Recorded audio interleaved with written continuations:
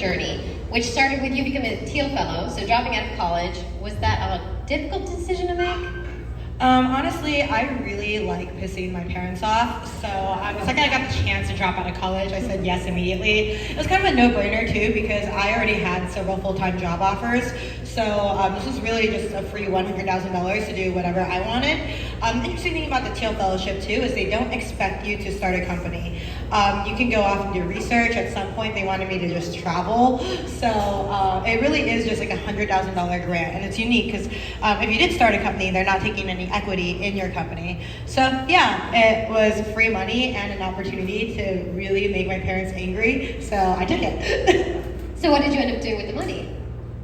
So I had no money, so I really just used it for food and for rent, but I was also extremely frugal, so I was like referring myself on all these delivery apps, creating like new numbers over Google Voice and Text Free and a bunch of other apps to eat for free, and I was living off of people's couches at some point, so I really just kept in my bank account. you made sure it went far.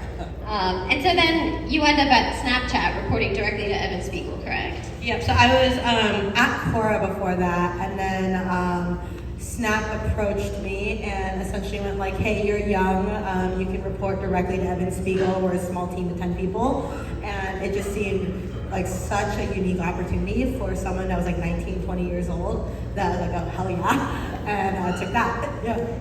And so what was that experience like?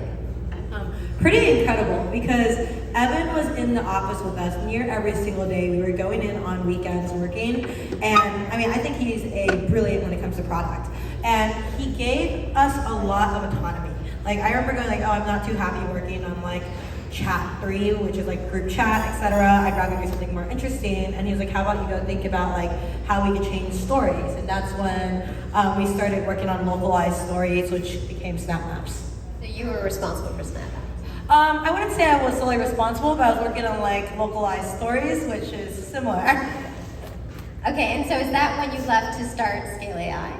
Yeah, so I was just happily at Snap, and then I was in an Uber car one day, and my Uber driver was like, hey, have you heard of Paige Craig? He coined the term Silicon Beach, and looked him up. He was already following me on Twitter, so I DM'd him, and I was like, hey, I'm thinking about starting a company, can we chat? And he offered me, I think like $1 million after like 40 hours of knowing him. I didn't want that much, so we had a long negotiation process on lowering that and lowering the valuation, because I wanted him on a cap table still. And then I got into YC, and I left for YC at Scale. Okay, can you take us through any kind of lessons coming out of Scale AI and that whole experience?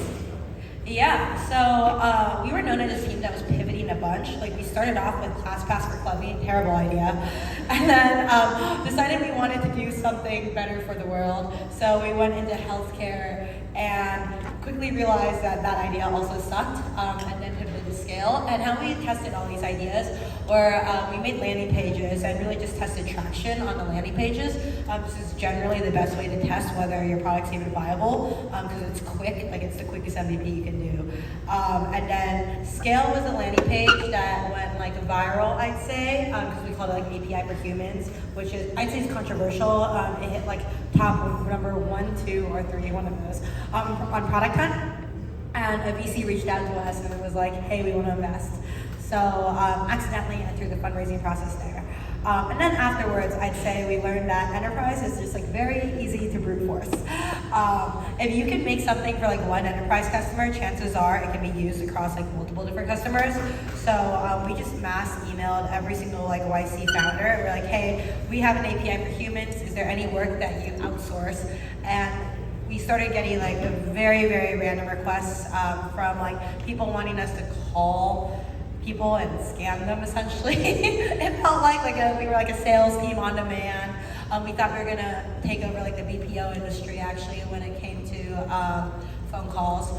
And then when Cruise became one of our first customers, we're like, oh, like image labeling is the easiest to do, it's easiest quality control, and self-driving cars have a lot of funding. So we doubled down on that industry.